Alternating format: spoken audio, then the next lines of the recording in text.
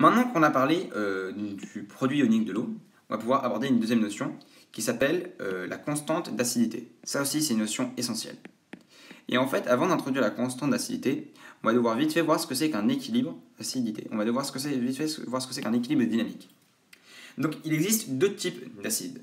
On peut catégoriser les acides en deux catégories différentes. C'est pas hyper bien formulé. Il y a les acides forts, comme l'acide chlorhydrique par exemple, HCl. Ce sont des acides qui, une fois dans l'eau, libèrent tous leurs protons. Si on met une mole d'acide chlorhydrique dans de l'eau, on obtiendra une mole de Cl- plus une mole de H3O+, en plus. En plus des 10-7 qui sont naturellement présents dans l'eau vu que le pH est de 7. Voilà. Parce que c'est un acide fort, c'est-à-dire qu'il libère tous ses protons. En fait, le chlorure, il n'aime pas trop l'ion hydrogène. S'il peut le libérer, il le fait. Et l'eau, c'est plutôt une bonne base. Elle accepte assez facilement les hydrogènes. Du coup, quand on met l'acide chlorhydrique en présence d'eau, il se libère vite fait de tous ses protons. Mais il y a des acides un peu plus réticents à libérer leurs protons. Ils préfèrent en garder un peu et du coup, la réaction n'avance pas jusqu'au bout. Notamment les acides organiques. Prenons, je sais pas, l'acide éthanoïque. L'acide éthanoïque de formule H3C, après c'est COOH. Voilà. Ça c'est l'acide éthanoïque. Du coup, l'acide éthanoïque, il aime bien quand même son hydrogène. C'est un acide, donc il va libérer les hydrogènes, mais pas entièrement. En solution, peut-être que seulement 1/10 des molécules d'acide éthanoïque vont libérer leurs protons. Et du coup, maintenant, c'est difficile de calculer le pH, parce qu'on a mis une mole d'acide éthanoïque, mais seulement 1/10 de ces molécules vont libérer leurs protons. Et en fait, l'affinité des molécules avec leurs protons change. Par exemple, l'éthanol, c'est aussi un acide. L'éthanol, c'est quoi? C'est C2H5OH. Voilà. Mais peut-être que lui, il libérera simplement 1/100 de ses protons. Et c'est assez difficile de faire des calculs quand on ne sait pas trop quelle proportion de protons sont libérés par les molécules. Du coup, pour solutionner ce problème, les chimistes, ils ont inventé un nouvel outil qu'on appelle la constante d'acidité. Et en fait, ça dérive directement de la constante d'équilibre. La constante d'équilibre, c'est un outil mathématique qui est utilisé en cas d'équilibre dynamique utilisé en cas d'équilibre dynamique par les scientifiques. Donc prenons par exemple le cas d'une réaction avec un acide faible. C'était bien l'éthanol. C2H5OH, plus de l'eau. On écrit un équilibre dynamique comme ça, avec une flèche dans les deux sens, vu que la réaction avance vers la gauche et la droite. Ça, c'est quelque chose que je vais expliquer tout de suite. On obtient un ion oxonium et un ion éthanoate, C2H5 au moins. Ce qui se passe, en fait, c'est qu'en permanence dans la solution, il y a des ions, il y a l'éthanol qui va libérer ses protons, mais en permanence, il y a aussi l'ion éthanoate qui va récupérer des protons pour reformer l'éthanol. Et au bout d'un moment, les deux réactions vont aller à la même vitesse, parce qu'il y a autant de... il y a la quantité d'éthanol qui va libérer ces protons va être la même que la quantité d'éthanol qui va récupérer des protons. Du coup, on obtient un équilibre dynamique et les concentrations restent la même. Ça ne veut pas dire que la réaction s'est arrêtée, attention. Ça veut juste dire qu'elle progresse à la même vitesse vers la droite que vers la gauche. Et du coup, on peut établir ce qu'on appelle la constante d'acidité. Elle s'appelle Ka, la constante d'acidité.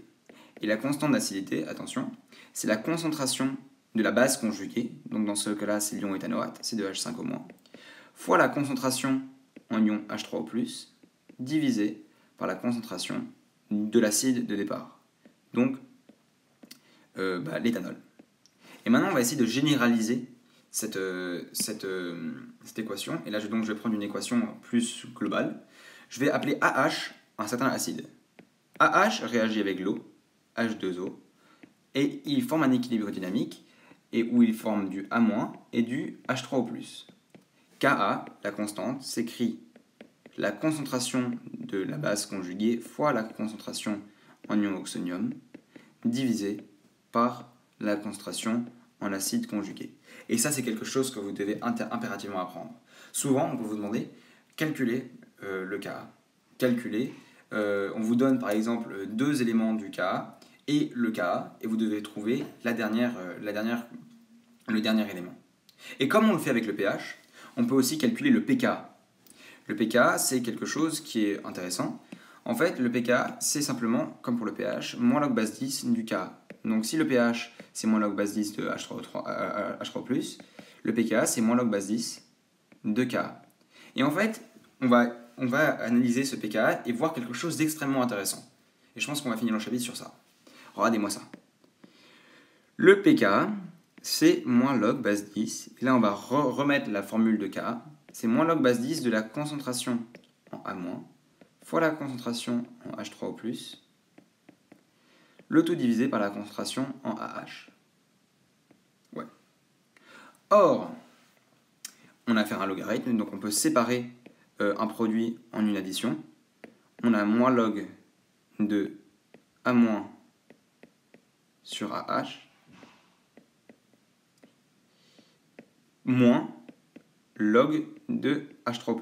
C'est une règle mathématique qui concerne les logarithmes. Or, moins log de H3O+, c'est le pH. Donc, en fait, le pKa, c'est égal à moins log de AA de A- sur AH plus le pH. Voilà. Et du coup, on passe moins log de tout ça de l'autre côté et on obtient une autre équation qui est que le pH est égal à pKa plus log de la base A- sur l'acide. La concentration de la base sur la concentration de l'acide. Et ça, c'est une équation à retenir. Elle n'est pas aussi importante que l'équation du Ka, que la définition du pH, mais c'est une équation à retenir. Et en fait, ce qui se passe, c'est qu'on peut analyser en fait cette équation et voir ce que ça nous donne. Là, il faut arrêter de penser avec un cerveau très mathématique, très calculatoire, mais il faut plus penser en termes de ce que représentent les chiffres, enfin, les éléments. Imaginons une seconde que le pH soit égal à pKa. On se place dans un cas de figure où le pH est égal au pKa.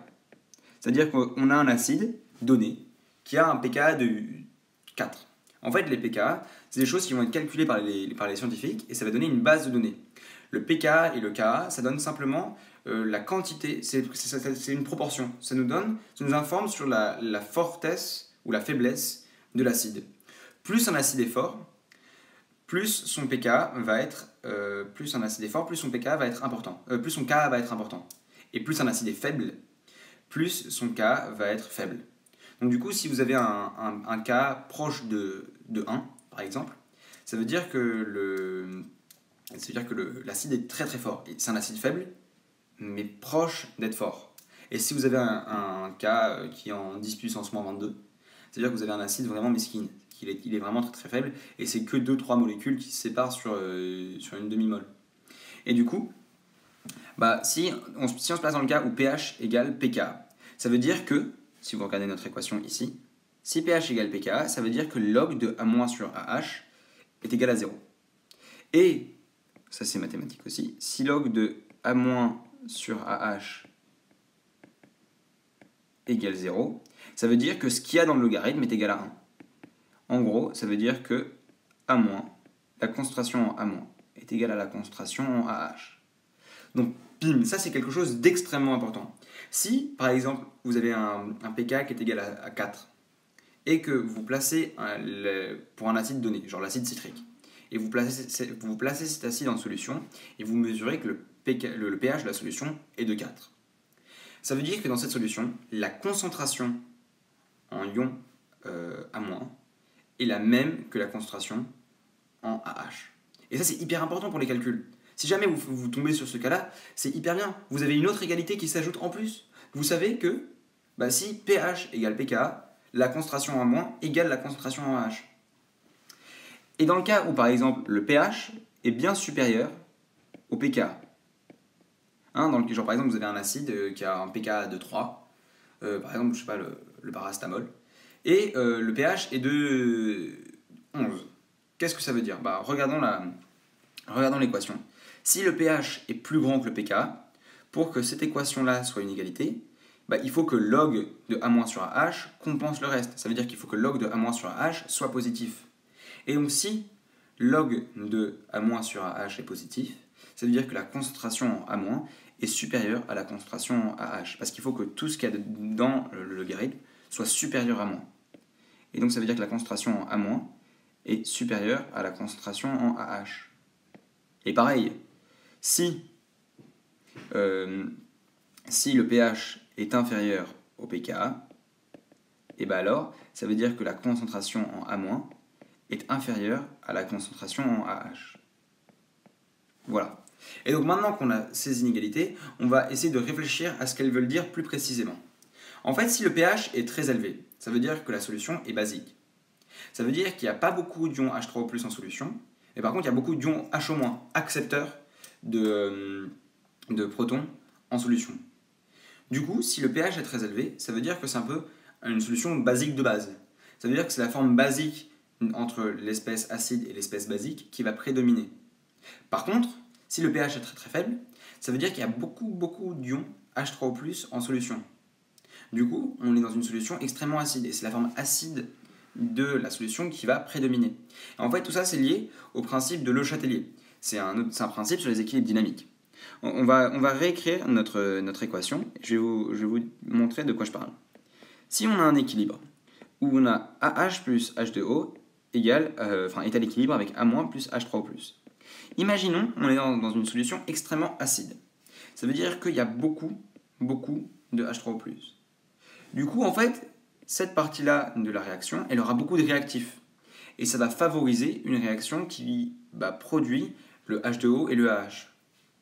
Au contraire, s'il n'y a pas beaucoup de H3O+, du coup, en fait, il y a très peu de réactifs pour l'équation qui va dans ce sens-là. C'est un peu cette équation-là, dans ce sens-là, qui va prendre le pas, qui va prendre l'avantage.